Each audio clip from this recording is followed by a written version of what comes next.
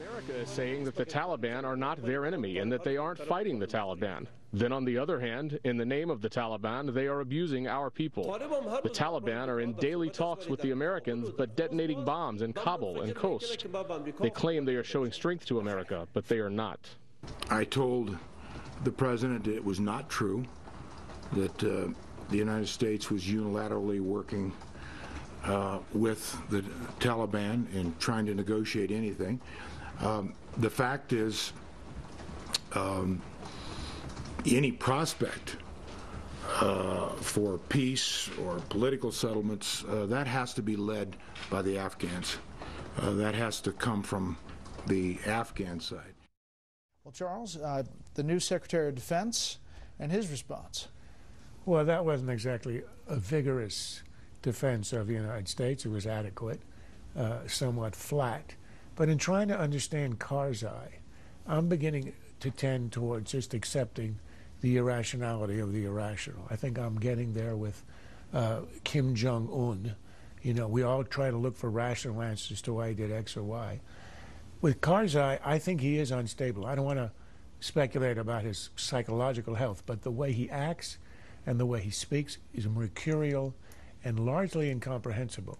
It makes no sense whatsoever to accuse the United States of collaborating with the enemy unless you want America to leave, because we saw the reaction, for example, from Joe Manchin to anger the Americans into leaving, which will leave him alone without any support, without any American staying behind, and he'll end up at the top of a lamppost, as happened to the leader of Afghanistan in Soviet days after the Soviets left. The only possible rational explanation is that he had promised his people that he would take control of the prison at Bagram Air Base. And that was supposed to happen on the visit. It apparently didn't because of a last-minute dispute over the powers of the U.S. and the Afghans. And I think he might have been humiliated by the fact that he thought he could deliver, and it turned out he can't get back the sovereignty he promised his people. So that may be an explanation, but I think you have to attribute a lot to sheer irrationality of a somewhat irrational leader. And in terms of the Taliban, before I believe you said the comments by President Karzai are categorically false. Correct.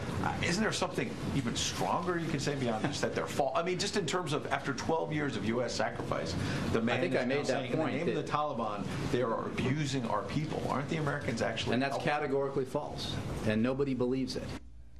Charles. Look, I give Carney a pass on this one, and the reason is this. All of us are angry at this, furious at this, because of the ingratitude. I mean, it's sort of stunning. But in the end, what we have to worry about are our troops on the ground and the safety, getting them out, ending up next year, the year after, in a position where Afghanistan isn't totally lost. We might want a foothold in Afghanistan because of instability in Pakistan, not because anybody really cares about Afghanistan in and of itself. It is not a prize. So I think if you're thinking about our interest, restraining our anger could be the right thing to do, even though it's extremely frustrating. And doesn't this episode threaten that possibility? Yeah. It does. But Karzai's the one who did it, and I think it would aggravate things if we responded in kind. We are rational. I'm not sure he is. This is the first time I've ever had a conversation with the president lasting more than, say, 2 minutes or televised exchanges. So I've never really had a conversation with him on these issues before. I'm excited that we had this conversation. We had a very frank exchange. I think he actually would like to solve the problems of the country, and it would be to his benefit and certainly every American's benefit if he did that. So it's time to start leading, and the way you do that is quit poking your finger in people's eyes and start building relationships, and I think he's got a great chance to accomplish a big deal. Is it diplomatic to be speaking to a partisan group on the same day that he's speaking? First of all, I think you're misrepresenting the group as I understand it. As I've read about it, it will not take a position in elections. It's focused on policy issues. And the president's policy agenda, which Organizing for Action has been designed to promote, consists of item after item that have had bipartisan support in the past, that should have bipartisan support in the future. Look, last week everybody was excited that the president supped with 12 Republicans. Look, I'm not a believer in relationships. I'm a believer in policy. I don't care what the relationship is, if he has one or if he doesn't. He plays the golf with whoever he wants, if it's a Republican or a Democrat. The problem isn't that he and Ryan aren't buddies. The problem is that he's not interested in cutting, and Ryan says if we don't, we're going to go over a cliff.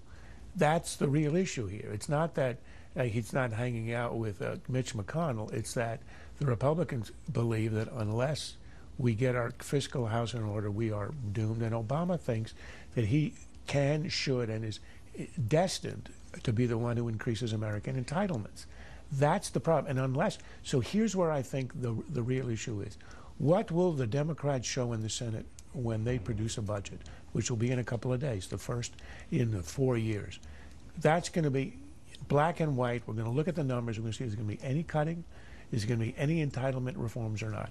And that's where I think it becomes important. Who cares who dines with whom? Right, but for all the talking, Charles, the chasm between Republicans and Democrats could not be bigger. Republicans saying that they're not going to increase taxes in any way, shape, or form, that the president has his tax increases already from the debt ceiling deal, the fiscal cliff, and Democrats looking at Paul Ryan's budget, which starts by repealing Obamacare.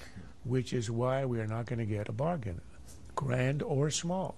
It's simply not going to happen. We have an administration that is not interested in what the country needs, reform and entitlement, tax reform and cuts, and Republicans who insist on that.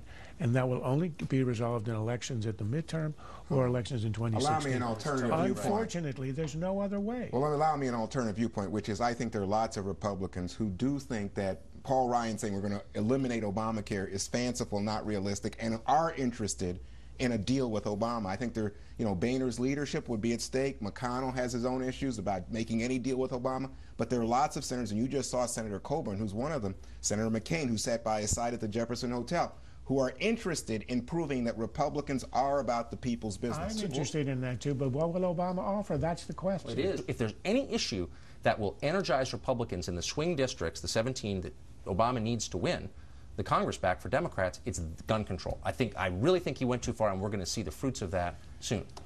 Deal or no deal? I'm with Charles. I don't see a deal. Oh, I think you mean a deal on the budget, or yeah. I think there's something coming, and I think you're going to be surprised because, again, I think we're in a new moment here. No, it's an old moment. Nothing happens.